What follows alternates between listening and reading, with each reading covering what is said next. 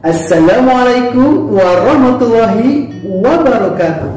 Hai teman-teman semua, kumaha damang? Semoga kita semua selalu ada dalam lindungan Allah Subhanahu wa Ta'ala. Amin, amin ya Rabbal Alamin.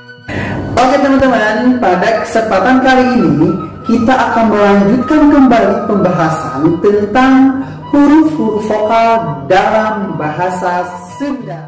Nah, tetapi sebelum berlanjut kepada materinya, ayo siapa yang masih ingat ada berapa huruf vokal dalam bahasa Sunda? Huruf-huruf vokal dalam bahasa Sunda itu ada 7. Di antaranya seperti ini.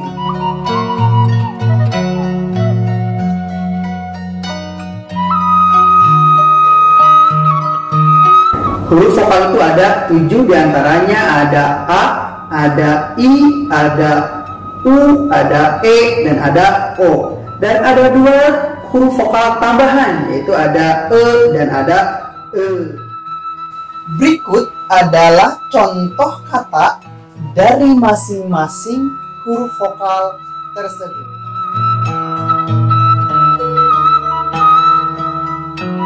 Dari huruf A seperti contoh kata abah dan kata abdi.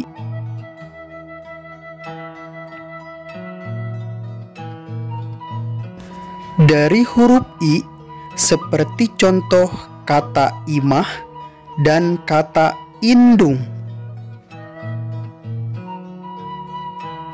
Contoh dari huruf U seperti kata ucing dan kata uncal.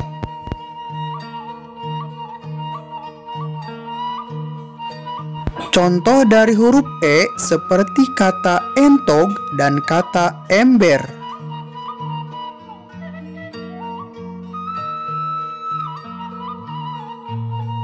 Contoh huruf O seperti kata orai dan kata odeng. Contoh dari huruf E seperti kata emak dan kata lemes.